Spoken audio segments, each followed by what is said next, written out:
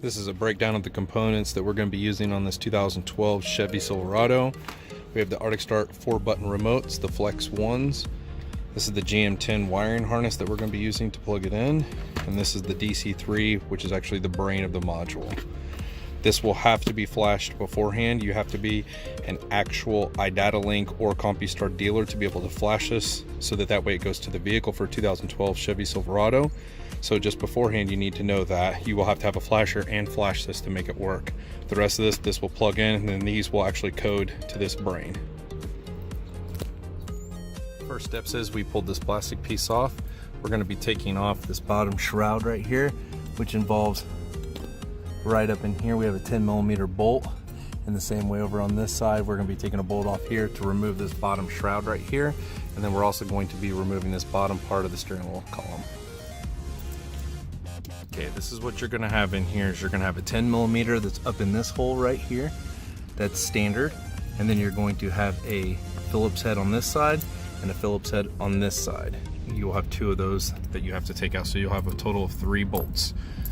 It should be standard on any 2007 and up Silverado, all the way up to 13. All right, in order to get this piece off right here, you actually just pull straight out. Now trust me, this is going to take a lot of force, so be very careful. You have to pull directly straight out. I've already pulled this out, that's why it looks so easy, but it's not. You have to yank and yank and then pull straight out. Then this bottom piece right here will come right off. All right, on this schematic, it's going to show you where all your harnesses are for A and B. So if you look back here, it's going to show you here's where A and here's where B is. So basically our T-harness is going to plug in where A is, which is going to be right up here. So we're going to have these harnesses right here that we're going to plug into. That way the T-harness just plugs right into that, and then the other one's going to be right up here, okay? So that's exactly what we're going to plug into for the T-harness, and I'll show you how to do that as well. But you definitely want to look at your schematic and make sure everything, the plugs and everything match up, and you definitely want to pay attention to these right here to make sure all these are the same.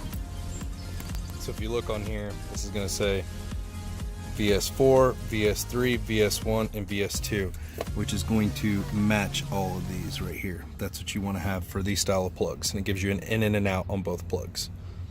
These are the 2 plugs you're going to plug into, which is this one, which was plugged in right here, and then this plug right here, which was plugged into right here.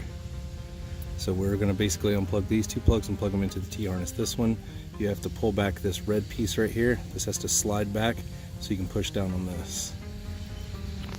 This is the factory plug right here, plugged into our T-harness, which then the other one plugs into here. Same way with this. This is the factory plug plugged into the T-harness, all the way up into here where the new T-harness plugs into. So basically it's just all plug and play, and that will look right there exactly how it's supposed to look. And then that is going to be this exact part of our harness right here. Now we should be able to try to program. The next step on this will be to do the programming instructions with the DC3, which we will go over that. The first step we're going to do is open and close the door, which we did. Next step, it says to basically insert the key into the ignition, which we are, and then we're going to turn it to the on position, which should light up green, and then go over to red.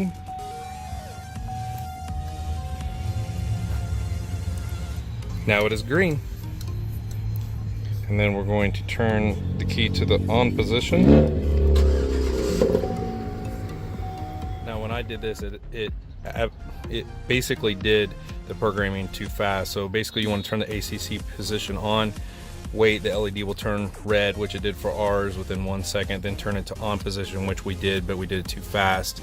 And then it's going to turn green, which it automatically did for us. Then we turn off the ignition. Then you're going to start the vehicle, which I didn't show in this video because it's kind of hard to do, to hold the phone and do it. You're basically going to press on the brake pedal and hold it down, and then press on this programming button over here. Then let off the brake pedal, and it will light up green twice for you to let you know that it programmed TAC, and that will be it.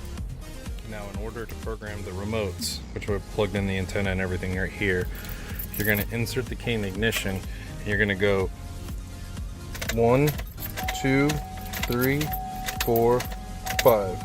And then the light's going to come on. You're going to press lock button, and then you're going to press the lock button, and you can hear it click when it also does it as well, and it's going to click to let you know that it confirmed. Basically what I was doing when I was clicking over the ignition was I was taking the key, putting it in the cylinder and going all the way. Not start, but just clicking it over to ignition 5 times. And then you're gonna leave it on the last 5th time. This light will light up to let you know that it's ready to program the remotes. You press the lock button on both of these and it's gonna come back and it's gonna blink at you to let you know that it's programmed and everything should be fine. Now, if you press lock, they're going to lock. So the key fobs are going to basically lock and unlock the doors and remote start the vehicle now. This is the 2012 GMC Sierra or Chevy Silverado. Remote start by Arctic Start.